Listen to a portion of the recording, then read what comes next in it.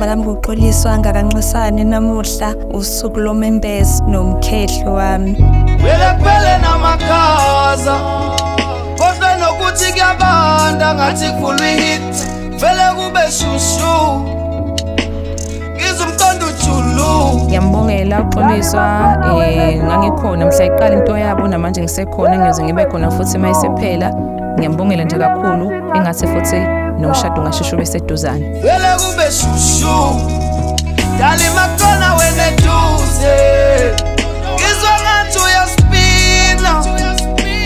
Vele kube shushu vele kube shushu vele kube Njengoba baba kaMkhize namuhla beza la ekhaya, ngijabule kakhulu. Anginawo amazwi expressa injabulo yami enginayo namuhla. Ayikho indoda ngicabanga ukuthi ayinaso isifiso sokuthi ivuse umuzwa kuwo. Ngizizwa ngijabule kakhulu ngendlela eyisimanga, ngendlela engakwazi ukuyichaza. Nami namhlanje mhlawumbe going forward ngizozizwa ngiyindoda ngoba leli igxathu esilithathayo igxathu elibaleke kakhulu empilweni zethu. Ngizizwa ngithokoze kakhulu ukuthi uXoliswa uvumile ukuthi sihlangane ngalolu suku sihlangana ngaye sizomkhehla. Esikhathini samanje akusandele bani ukuthi umuntu wesilisa abe willing ukuthi angakhokha imali engaka enze zonke lezi zinto for ukuthi ube unkosikazi wakhe. So kuyangijabulisa kakhulu ukuthi kusakhona ithemba nakuthile esilandelayo.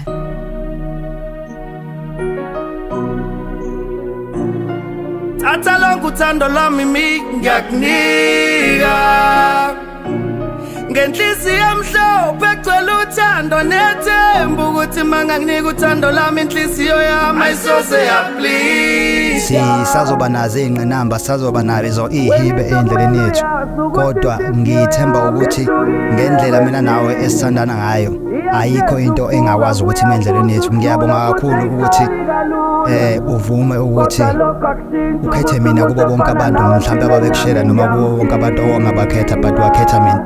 Kubalulekile ukuthi njengoba sithatha isinqumo lesi, kubalulekile ukuthi nanoba kuthiwa ucasuka kangakanani umfazi wakhe amhloniphe, bahloniphane bobabili.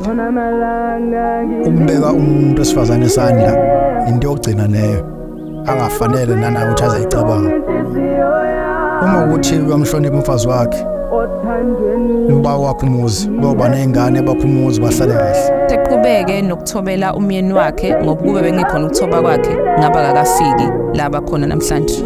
Ngiyabonga ngothando thola wena malavi ngibopile. Uyabona nje sengathi nje manje kusukela manje bengakho umuzi bazale ingane eziza la kodede mhlambe yabo.